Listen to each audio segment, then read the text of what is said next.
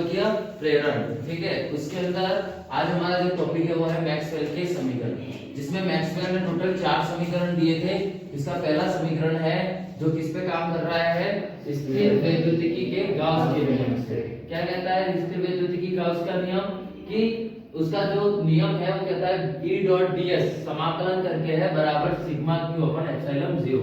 इसको हमने समीकरण 1 जो हमने फर्स्ट चैप्टर में पढ़ लिया था। इसके बाद उसमें जो आवेश घनत्व है रो बराबर आवेश बटे आयतन, जिसमें आवेश को हमने अल्पतम आवेश लिया था इसलिए dq और dv अल्पतम आयतन के लिए। इस वैल्यू को हमने इसके अंदर सिग्मा q के अंदर पुट किया तो यहाँ पर इसका समाकलन किया आवेश का, तो आवेश का समाकलन आ गया रो dv।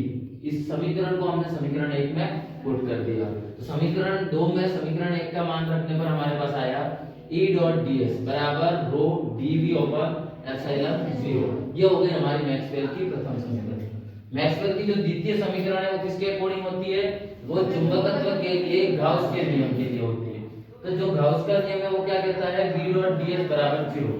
तो जो चुंबकीय क्षेत्र होता है वहां जो गाउस का नियम कार्य करता है, वहां जो चुंबकीय क्षेत्र के अंदर विद्युत क्षेत्र होता है उसका मान क्या होता है, 0। इसलिए यह मैक्सवेल का आपका द्वितीय समीकरण है।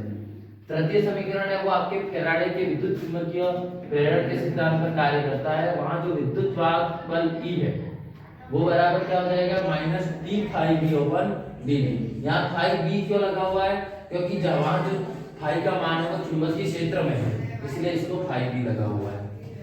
अब इसका अगर समाकलन करते हो तो E का जो विद्युत क्षेत्र है उसका रेखीय समाकलन करेंगे तो E डॉट dl बराबर हो जाएगा minus d phi b over dt।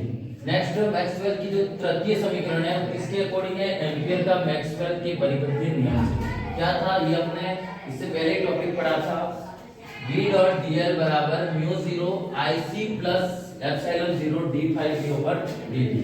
ये हो गया हमारे पास 4 समीकरण। अब आपको वैसे वास्तव में इसको याद करना है, क्या करना है, पहली समीकरण लिखकर लिखना है स्थिर वैद्युतिकी गाउस का नियम। ये जो आपको बॉक्स में बताया हुआ है ये हमारी मैक्सवेल की पहली समीकरण है। द्वितीय समीकरण के लिए चुंबकीय क्षेत्र के लिए गाउस के नियम के लिए है, इसको समाकलन B डॉट ds बराबर 0 लिखना है।